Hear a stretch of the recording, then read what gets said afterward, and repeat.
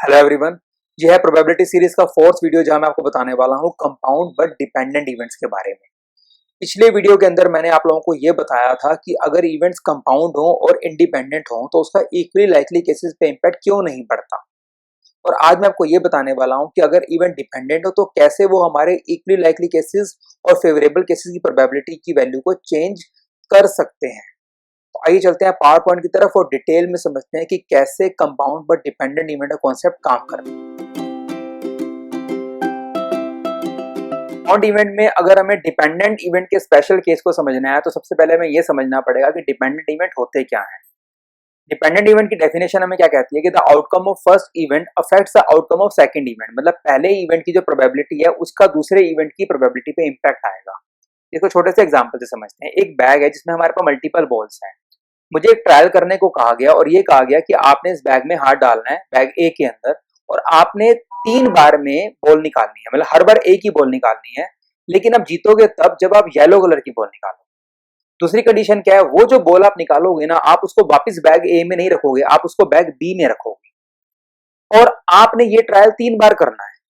तो देखिए, अगर मैं पहली बार येलो कलर की बॉल निकालूं तो येलो कलर के बॉल आने की पॉसिबिलिटी क्या है। सोचिए, अगर मैं इस बैग में हाथ डालता हूं तो मेरा जो हाथ है वो टोटल कितनी बॉल्स को टच करेगा। 4 व्हाइट है, 3 हमारे पास क्या है रेड, 3 हमारे पास है येलो, मतलब 10, और 2 है ब्लैक मतलब 12। मेरा हाथ 12 बॉल को टच करेगा, लेकिन मेरे को कितनी बॉल जिता सकती हैं, सिर्फ 3, क्योंकि 3 ही येलो कलर की बॉल्स हैं। तो यहाँ पर जो इक्वली लाइकली केसेस है वो है 12। मेरे फेवर में कितने केसेस हैं, ओनली 3। तो येलो कलर के बॉल की पहली बार आने की पॉसिबिलिटी कितनी है, हमारे पास 3/12। अब ये जो बॉल निकाल ली इसको रिप्लेस तो करना नहीं, अगली बार फिर से ट्रायल करना है, लेकिन बॉल आनी चाहिए येलो कलर की। तो जब अगली बार मैं अपना हाथ बैग ए में डालूंगा तो जो मेरा हाथ है वो कितनी बॉल्स को टच करेगा, 11 को। मतलब जो इक्वली लाइकली केसेस है अब वो कितने हैं, 11। और मेरे फेवर में जो येलो बॉल्स है वो भी अब कम हो चुकी हैं, अब वो कितनी है, 2। तो अगली बार अगर मैंने येलो कलर की बॉल निकाली और बैग बी में रखी तो येलो कलर के बॉल के आने की पॉसिबिलिटी है 2/11। अब तीसरी बार अगर मैं येलो कलर की बॉल निकालना चाहता हूं तो अब मेरा जो हाथ है वो कितनी बॉल्स को टच करेगा। देखिए, अब मैंने बॉल को निकाला। अब यहाँ पे जो फेवरेबल केस था मेरे लिए वो तो सिर्फ 1 है, एक ही बॉल है मेरे फेवर के अंदर। और जो मेरा हाथ है वो कितनी बॉल को टच करेगा, 4 व्हाइट 3 रेड मतलब 7, एक होगी येलो 8 और 2 होगी ब्लैक मतलब 10। मेरा जो हाथ है वो 10 बॉल को टच करेगा। मतलब इक्वली लाइकली केसेस कितने हैं मेरे पास, 10। मेरे फेवर में कौन सी बॉल है, सिर्फ एक ही है येलो कलर की, इसको मैंने निकाल लिया। तो यहाँ पर मेरे जो थर्ड टाइम में येलो कलर के बॉल के आने की पॉसिबिलिटी है 1/10 है। तो अब आपने यहाँ पे देखा होगा, पहली बार येलो कलर के बॉल के आने की पॉसिबिलिटी 3/12 थी, दूसरी बार 2/11 और तीसरी बार 1/10। तो यहाँ पर हर बार जो येलो कलर की बॉल निकाल रहे हैं उसकी प्रोबेबिलिटी का दूसरी येलो कलर के जो ड्रॉ हो रहा है उसकी प्रोबेबिलिटी पे इम्पैक्ट आ रहा है। तो इन इवेंट्स को डिपेंडेंट इवेंट्स कहकर बुलाते हैं। अब हम इसको इसी कॉन्सेप्ट को इलिस्ट्रेशन की हेल्प से समझते हैं कि कैसे आप रूल ऑफ मल्टीप्लिकेशन को यूज करते हो। एक बैग है, इसमें 12 रेड कलर की और 8 ग्रीन कलर की बॉल्स हैं। मुझे ये कहा गया है कि आपने एक वक्त पे एक ही बॉल निकालनी है और वो जो बॉल निकालोगे ना उसको उठा के आपने इस खाली वाले बैग में रख देना है। लेकिन जीतोगे तब जब दोनों बार रेड कलर की बॉल आए। और आपने ये ट्रायल क्योंकि दो ही बार करना है। तो टोटल नंबर ऑफ बॉल्स कितनी है, 20। मैंने बैग में हाथ डाला, मेरा हाथ 20 बॉल को टच करेगा, मतलब इक्वली लाइकली केसेस कितने हैं, 20। मैं जीतूंगा कब, जब रेड कलर की बॉल आएगी। मतलब फेवरेबल केसेस कितने हैं मेरे यहाँ पे, ओनली 12, क्योंकि 12 रेड कलर की बॉल्स हैं। तो पहली बार मैंने रेड कलर की बॉल निकाली, उसकी पॉसिबिलिटी कितनी है, 12/20। बॉल निकाल के अलग कर दी। अब यहाँ पे जो टोटल नंबर ऑफ बॉल्स हैं वो कितनी हो गई हैं, 19। और अगली बार अगर मैं रेड कलर की बॉल निकालूंगा तो मेरे जो फेवरेबल केसेस हैं वो भी कितने रह गए हैं, 11, क्योंकि नंबर ऑफ रेड बॉल्स भी कम हो गई। तो अगली बार जो रेड कलर की बॉल निकालूंगा तो उसकी पॉसिबिलिटी कितनी है, 11/19। इवेंट्स कंपाउंड है तो रूल ऑफ मल्टीप्लिकेशन यूज किया, तो यहाँ पर क्या आया, 12/20 इंटू 11/19। तो दोनों बार रेड कलर के बॉल आने की पॉसिबिलिटी कितनी है, 33/95। एक और एग्जांपल लेते हैं। सेम बैग है लेकिन कंडीशन क्या है, पहले रेड कलर की और दूसरी बार ग्रीन कलर की बॉल निकालनी।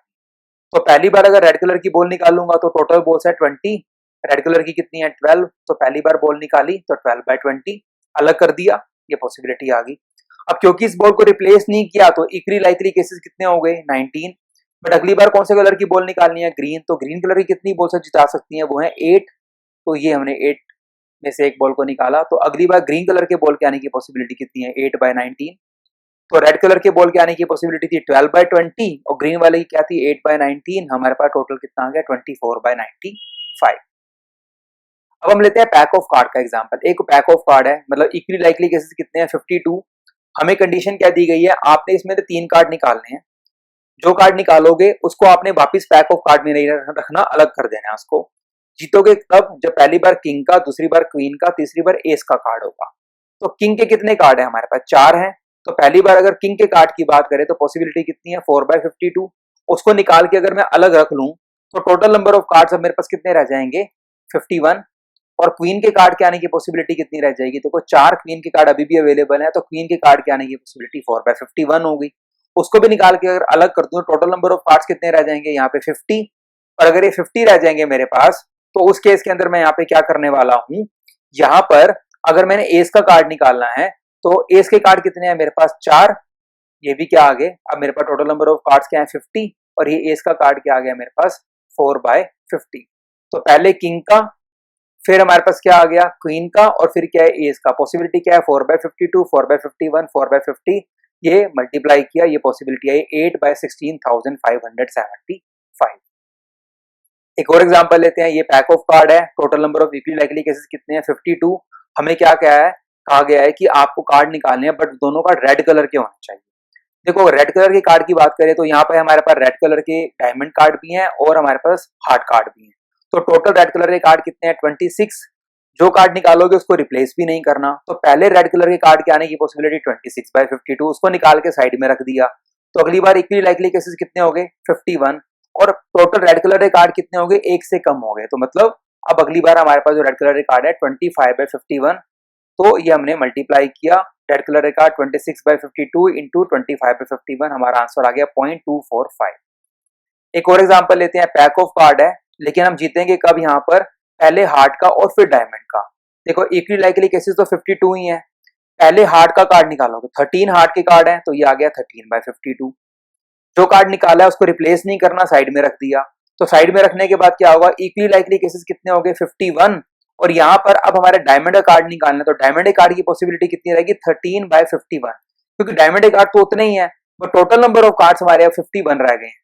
तो पहले हार्ट के कार्ड के आने की पॉसिबिलिटी 13/52 और फिर डायमंड के कार्ड के आने की पॉसिबिलिटी 13/51। इवेंट कंपाउंड है तो मल्टीप्लीकेशन का रूल फॉलो किया और आंसर आया 13/204। So that was all about compound but dependent events.